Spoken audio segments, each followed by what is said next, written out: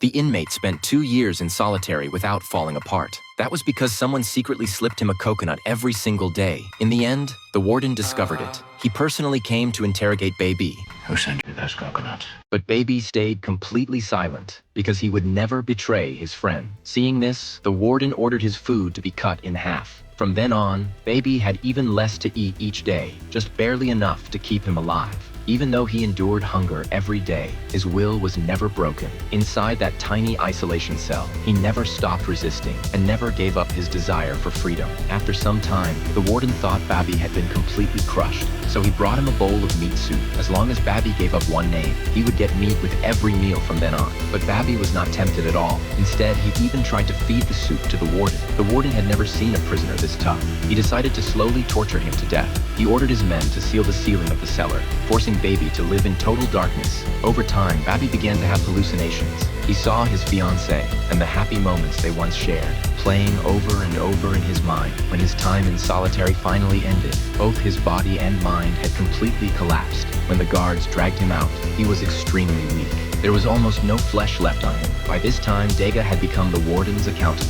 Thanks to his skill with numbers, and no longer had to do hard labor in the quarry, Dega rushed to the infirmary to see Babi. But Babi stared blankly and showed no response when spoken to. Seeing what he had become because of him, Dega was filled with deep guilt. Sorry, it's my fault you're here. As you predicted, my pills but my wife doing very well. She recently married my lawyer. Well, to hell with her then.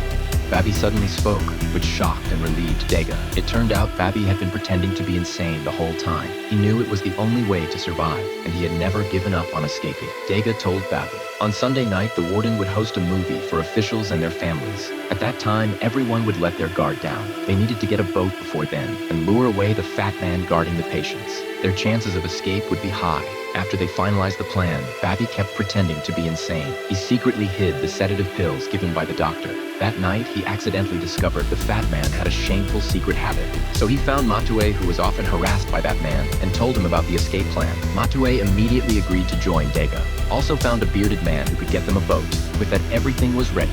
On Sunday night, Dega ground the sedatives into powder and mixed them into wine, then poured it into the guards' cups. The bearded man pretended to be sick and lay on the bed. The perverted fat man showed up. Matu followed him into the bathroom. Babi and the bearded man quickly removed the bed leg. Then they followed into the bathroom. While the man was completely distracted, they struck the back of his head hard. Matu wanted to kill the man who had abused him, but Babi stopped him, because if they killed someone and the escape failed, they would all be sent to the guillotine. At that moment, the guards downstairs heard the noise. Luckily, the guard who came to check collapsed at the doorway as the drugs kicked in. Then the three of them rushed to the first floor and knocked out the other two half-conscious guards. But what came next did not go as planned. A guard suddenly collapsed to the ground. It turned out the prisoners had drugged his drink in advance. They rushed to the first floor and knocked out the remaining guards. But just then, a heavy rain suddenly started outside. The people who had been watching a movie outside all began heading indoors to take cover, blocking off their escape route just as their plan was about to fail. The power suddenly went out.